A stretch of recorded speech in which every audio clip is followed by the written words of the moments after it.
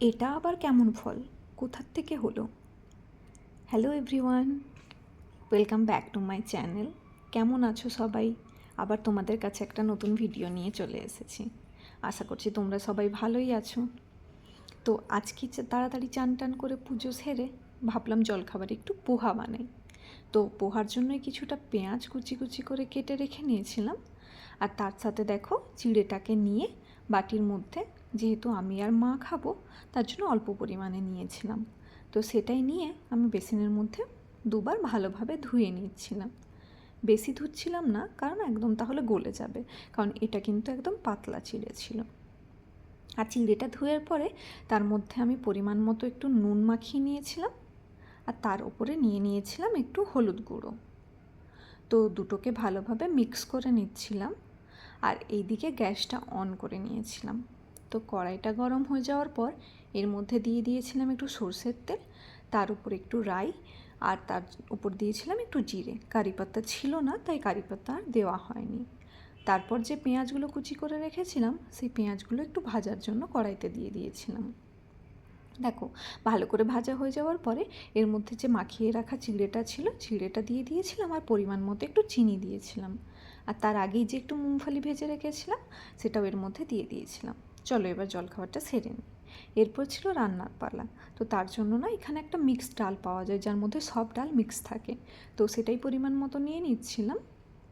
আর নিয়ে নেওয়ার পরে এই ডালটাকে আমি ভালোভাবে ধুয়ে নিচ্ছিলাম। তো 2-3 বার ভালোভাবে ধোয়ার পর এটা জল দিয়ে ভিজিয়ে নিয়েছিলাম। আর তার পাশে আমি ভাতের জন্য যেই ডেকচিটাতে আমাদের ভাত হয় ওর মধ্যে একটু পিউরিফায়ার থেকে জল নিয়ে নিয়েছিলাম। এরপর চালও ধুয়ে নিয়েছিলাম, চাল ধুয়ে ভাতের জল এক সাইডে রেখে দিয়েছিলাম, আর ডালটাও ভিজিয়ে রেখে দিয়েছিলাম। এরপর যে আমাদের দিদি বাসনগুলো ধুয়ে গিয়েছিল সেই বাসনগুলোই আমি গুছিয়ে রাখছিলাম। তারপর করব রান্না।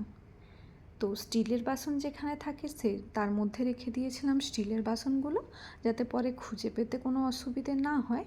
আর প্লাস্টিকের যে আমাদের প্লেটগুলো থাকে সেগুলো রেখে দিয়েছিলাম তার নিজস্ব জায়গা। এরপর ছিল রান্নার পালা। তার জন্য কুকারটা মধ্যে আমি ডালটা যেটা ভেজানো ছিল দিয়ে দিয়েছিলাম, একটু স্বাদ মতো হিং, কারণ আমার হিঙের গন্ধ খুব ভালো লাগে।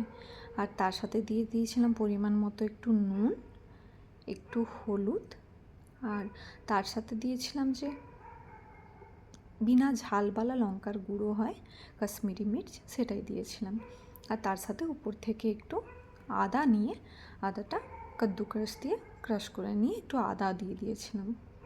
আর এই সমস্ত উপকরণ মেলানোর পরে এর মধ্যে পরিমাণ মতো জল দিয়ে ওটাকে ঢাকা দিয়ে গ্যাসের মধ্যে সেদ্ধ করার জন্য বসিয়ে দিয়েছিলাম। তো আজকে হবে করলা আলু পেঁয়াজ দিয়ে তরকারি, যেটা খেতেই বাড়ি সবাই ভালোবাসে, আর বিশেষ করে পাপা হলে তো এটা দিয়েই ভাত খেয়ে নেয়। তো তার জন্যই একটু করলা কেটে নিয়েছিলাম। আর করলা কাটার পরে আজকাল তো তোমরা জানোই সব সবজিতে কত রং থাকে, বারবার ভালো করে না ধুয়ে একদমই খাওয়া উচিত নয়। তার জন্য আমি করলাগুলোকে যতবারই ধুচ্ছিলাম দেখছিলাম তার মধ্যে থেকে সবুজ সবুজ রং বেরোচ্ছিল, তাই ভালোভাবে এটা ধুয়ে নিলাম। এরপরে এতে এই তরকারিটাতে যে আলু দেব সেই আলুটা ভালোভাবে ছাড়িয়ে আলুটা আমি কেটে নিচ্ছিলাম। দেখো, আলুটা এবার ছাড়িয়ে তার মধ্যে ছোট ছোট কুচি করে কেটে নিয়েছিলাম, আর একটু বড় বড় করে পেঁয়াজ কেটেছিলাম এর মধ্যে দেওয়ার জন্য। আর তারপরে কিন্তু গ্যাসটা অন করে একটু বেশি করে তেল দিয়ে করলাগুলো হালকা সেদ্ধ করার জন্য দিয়ে দিয়েছিলাম। একটু তেল তেলে হলেই তরকারিটা খেতে বেশি ভালো লাগে। আর করলাগুলো এদিকে সেদ্ধ হচ্ছিল, আর আমি ডালটা সাঁতলানোর জন্য কেটে নিয়েছিলাম একটু পেঁয়াজ, আর তার সাথে নিয়ে নিয়েছিলাম একটু রসুনগুলো ছাড়িয়ে নিয়েছিলাম। এরপর রসুনগুলো ছাড়ানোর পর ডালটা সেদ্ধ হয়ে যাওয়ায় আমি ডালের কাঁটা দিয়ে ডালটাকে একটু ঘেটে নিয়েছিলাম। আর ডালটাকে ঘেটে নেওয়ার পর আমি কিন্তু আমাদের যেটা রসুন থেতো করার জিনিস ছিল সেটাই ভালো করে থেতো করে নিচ্ছিলাম। এরপর একটা ডেকচিতে একটু লঙ্কা, কাঁচা লঙ্কা, তার উপরে দিয়ে দিয়েছিলাম একটু রসুন। আর রসুনটা ভালো করে ভাজা হওয়ার পর এর মধ্যে আমি দিয়েছিলাম এর উপর থেকে যে পেঁয়াজটা কেটে রেখেছিলাম সেই পেঁয়াজটাই দিয়ে দিয়েছিলাম। চলো এরপর এটাকে ভালোভাবে ভেজে নিই। আর ভেজে নেওয়ার পরে এর মধ্যে দিয়ে দিলাম ওই সেদ্ধ করা ডালের কাঁটা দিয়ে ঘেটে রাখা ডালটা। তো এটা দেওয়ার পর এই কুকারের মধ্যে আরেকটু জল দিয়ে ভালোভাবে এর মধ্যে বসিয়ে দিয়েছিলাম। আর ওইদিকে দেখো করলার তরকারি হয়েও এসেছিলো।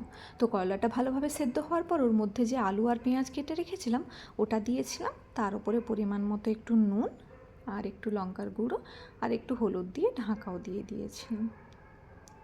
এরপর একদিকে কড়াইতে একটু তেল গরম করে বসিয়েছিলাম, কারণ আজকে পটল, কুমড়ো আর আলু দিয়ে একটু ছক্কা বানানো হবে। তো তার জন্য নিয়ে নিয়েছিলাম মেথি, হিং, শুকনো লঙ্কা আর একদিকে সবজিগুলো কেটে রেখেছিলাম। তো তেলটা গরম হয়ে যাওয়ার পর পটলটা হালকা করে ভেজে নিয়েছিলাম। তার উপরে দিয়ে দিয়েছিলাম একটু কুমড়ো, আলু আর তারপরে লঙ্কার গুঁড়ো, নুন আর হলুদ। আর তার আগে আমি দিয়ে দিয়েছিলাম একটু শুকনো লঙ্কা।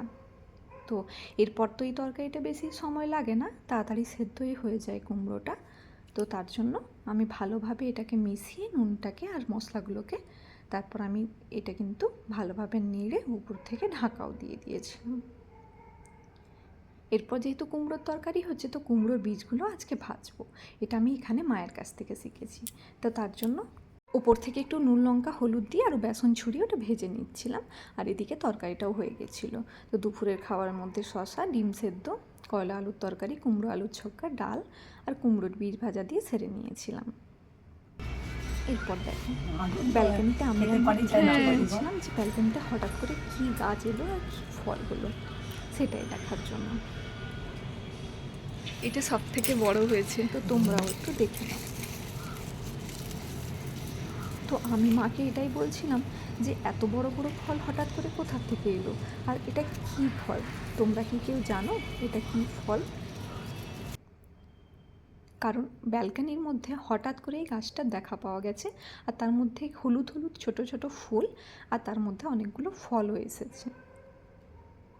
আমরা কিন্তু সত্যিই জানি না যে এটা কী ফল, তরমুজ, খরবুজ নাকি পটল।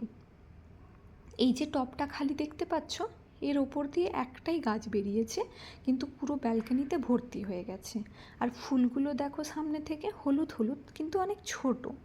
কিন্তু এর মধ্যে থেকেই সব ফুলে তো ফল হয়নি, কিছু কিছু ফুলের মধ্য থেকে যেই ফলগুলো দেখালাম তোমাদের, এরকম কিছু ফল বেরিয়ে এসেছে। তারপরে মা ব্যালকনিতে যে গাছগুলো লাগানো ছিল সেগুলোকে একটু দেখে নিচ্ছিল। দেখো কি সুন্দর কামিনী ফুল ফুটেছে। আর সবাই বলে, মাও বলে যে গাছেদেরও একটু ভালোবাসার প্রয়োজন হয়, তাই তাদের আদর যত্ন, কখনো ওদের কাছে যাওয়া, কথা বলা, ওদের হাত দেওয়া, তো তাহলে গাছ নাকি অনেক সুন্দর বাড়ে। তো মা সেটাই করছিল। তো তোমরা কি জানো? কি জানলে কিন্তু কমেন্টে অবশ্যই জানিও যে এটা কী ফল হবে, বা এর থেকে কি এটা বড় হবে কখনো। কারণ আমাদের সত্যিই জানা নেই যে এটা কী ফল ছিল। দেখো সামনে থেকে আরেকবার আমি তোমাদের দেখাচ্ছি। তো আমার তো মনে হচ্ছিল প্রথমে পটল, কিন্তু এটা পটল নয়, তারপরে হতে পারে তরমুজ। তোমরা অবশ্যই জানিও।